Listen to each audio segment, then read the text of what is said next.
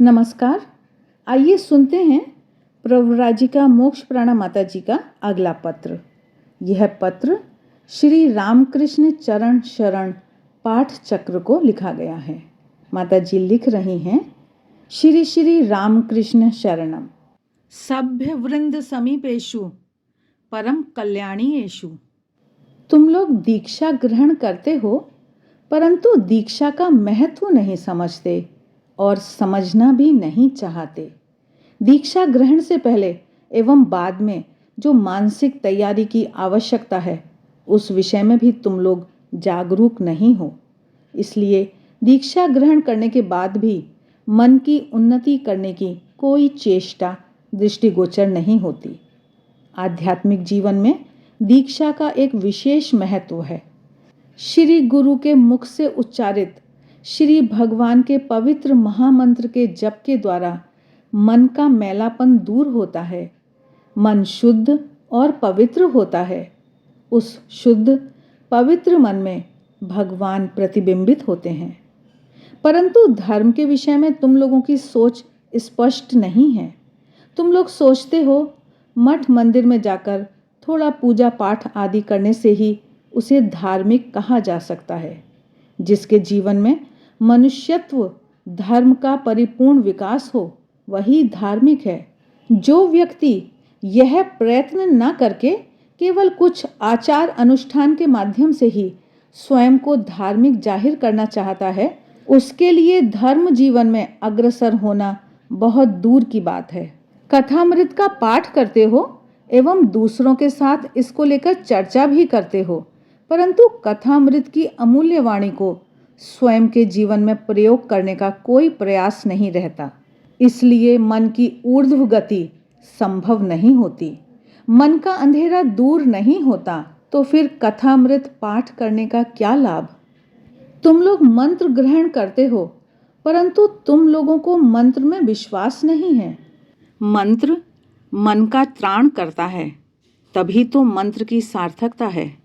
शास्त्र में है, मननात् सर्वभावानां त्राणात् संसार सागरात् मंत्र रूपा ही तच्छक्ति मनन त्राण कारिणी।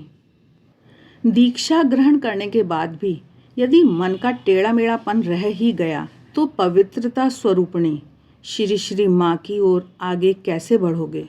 तुम लोग शिक्षित बुद्धिमान हो एवं उस बारे में पर्याप्त सचेतन भी हो।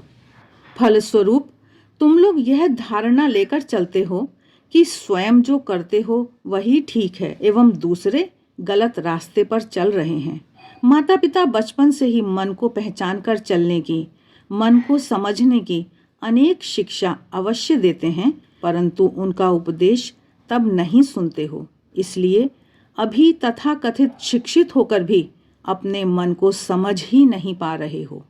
काम, क्रोध, लोभ, मद, मोह, मात्सर्य, ये षड्रिपु हमें सर्वदा भगा भगा कर घुमा रहे हैं। बार बार विचार द्वारा मन को इस षड्रिपु के प्रभाव से मुक्त करने का प्रयास करना पड़ता है। षड्रिपु की दासता का त्याग नहीं करने से ईश्वर का दास नहीं बन सकते। मैं जो कह रहा हूँ वही एकमात्र ठीक है। यह तो श्री श्री ठाकुर के द्वारा कथित मतुआ की बुद्धि है। दूसरों के दोष देखना, ईर्ष्यालुता, यह सब मन की दुर्बलता है। मन इन सब मैलेपन से भरा हो तो आध्यात्मिक पथ पर अग्रसर होना असंभव है। अपने मन को जानने की, समझने की कोशिश करो। मन धीर, स्थिर, शांत नहीं होने से उनके साथ जुड़ सकता है क्या। योगश्चित्त वृत्ति निरोधः। चित्त वृत्ति जब संयमित होगी, शांत होगी, तभी हम ईश्वर के संग युक्त हो सकेंगे। यह सब जरा अच्छे से सोच विचार करके देखो। मन में अनेकों वृत्तियां हमें सर्वदा ही अभिभूत रखती हैं। मन की ओर ध्यान देने से ही यह समझा जा सकता है। अविद्यादि पंचक्लेश जैसे कि अविद्या, अस्मिता, राग, द्वेष, अभिनिवेश। अविद्या अर्थात तमः, अस्मिता अर्थात मोह, राग अर्थात महामोह द्वेष अर्थात तामिस्र, अभिनिवेश अर्थात अंधतामिस्र, मरण भय रूप विपर्यय ज्ञान। वैज्ञानिक सोच चाहिए। वैज्ञानिक दृष्टिकोण किसी किसी में सहज रूप से रहता है, परंतु अधिकतर लोगों को तो साधना के द्वारा ही इसे प्राप्त करना होता है।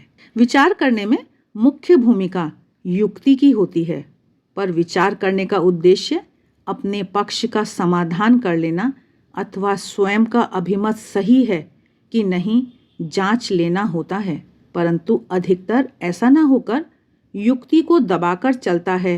बातों का कुतर्क, भाषा की मारपैंच, विद्या का बड़बोलापन, वाग वैखरी, शब्द झरी, जो तार्किक को असल विषय वस्तु से दूर हटा ले जाती है।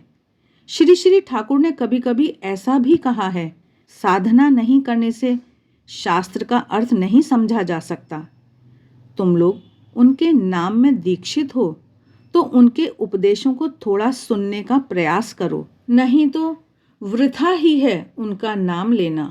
उन्होंने जिन बातों को उपदेश रूप में दिया है, उन्हें अपने जीवन में पालन करके उसका जो प्रत्यक्ष फल उन्हें मिला, उन्हीं बातों को वे बताया करते थे। अपने जीवन में पालन नहीं करके कभी भी उन्होंने उपदेश नहीं दिया। इसीलिए तो उनके कथन में इतना जोर और इतनी शक्ति है। पाठ चक्र में समवेत माँ के संतान वृंद, विगत 4 वर्ष पूर्व तुम लोगों के इस श्री रामकृष्ण चरण शरण पाठ चक्र की शुरुआत हुई। अभी तक तुम लोग तुम्हारी सम्मिलित प्रचेष्टा और संकल्प में दृढ़ रहकर रविवारीय सम्मेलन के कार्य को सुचारू रूप से संपन्न करने में सक्षम हुए हो। तुम में से हर एक थोड़ा बहुत अपने अंतर्मन में श्री श्री ठाकुर माँ के प्रति प्रेम अनुभव कर पा रहे हो। यह उनकी ही कृपा है। यातायात की सारी असुविधाओं को अनदेखा कर विभिन्न जगहों से प्रति रविवार तुम लोग यहाँ एकत्रित हो रहे हो एवं सत प्रसंग आदि में सारा दिन आनंद में बिता रहे हो। यह भी तुम लोगों के प्रति श्री श्री ठाकुर माँ की अपार करुणा है। उनके पवित्र नाम के प्रभाव से तुम लोगों का मन का परिवर्तन भी क्रमशः हो रहा है, जो कि आध्यात्मिक जीवन के लिए परम आवश्यक है। हर तरह की साधना का लक्ष्य तो मन की उन्नति करना ही है। मन पवित्र उदार नहीं होने से भगवत कृपा प्राप्त होना असंभव है। उनकी कृपा के बिना आध्यात्मिक पथ में अग्रसर नहीं हुआ जा सकता।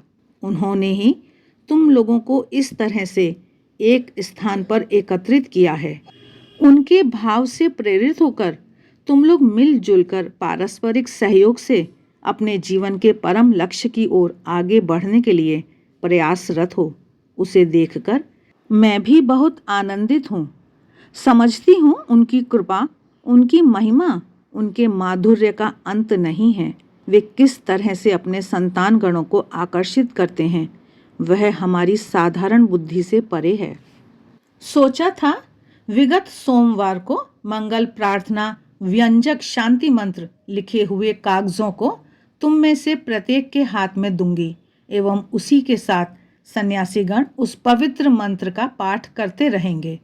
मंत्र की शक्ति से हम सभी अनजाने में ही उत्प्रेरित होंगे।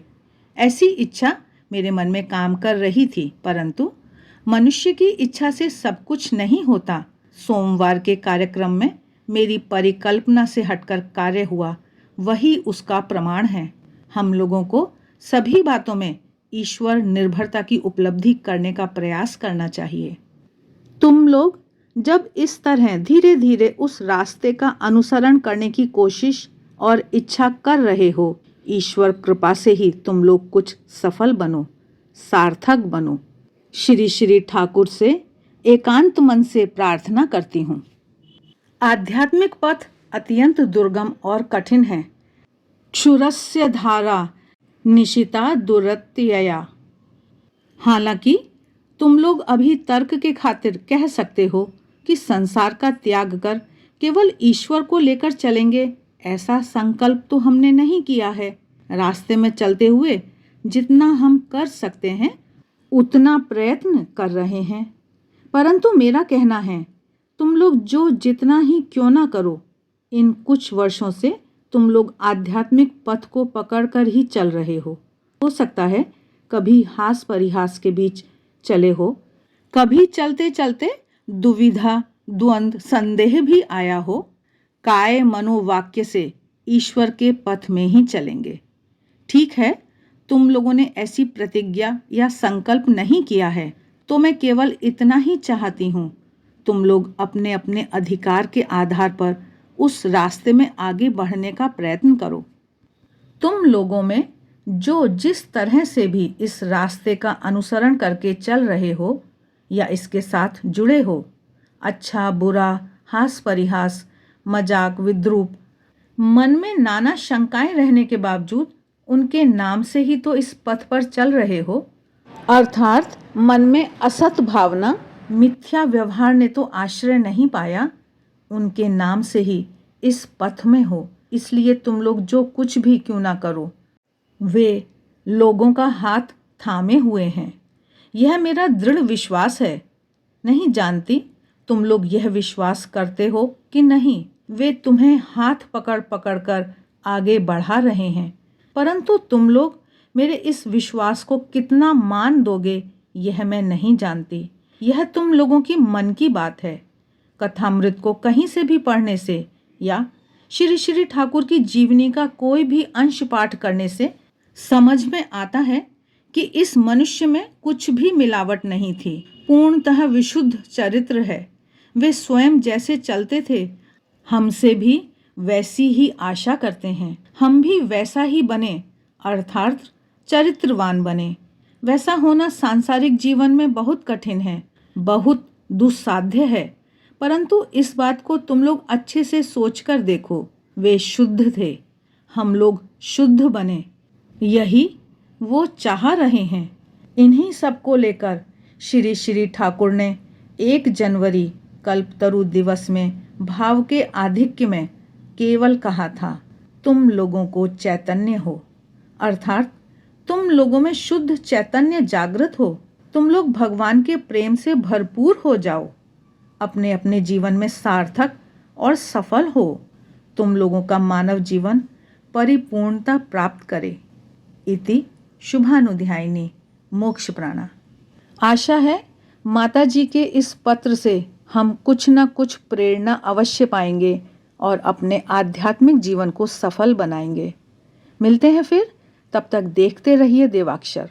वीडियो अच्छे लगते हैं तो लाइक का बटन ज़रूर दबाएं, कमेंट बॉक्स में कमेंट करके बताएं। इससे हमारा भी उत्साह बढ़ता है और हमें और भी अच्छे वीडियो बनाने की प्रेरणा मिलती है। एक बार फिर से आप सभी का बहुत बहुत धन्यवाद।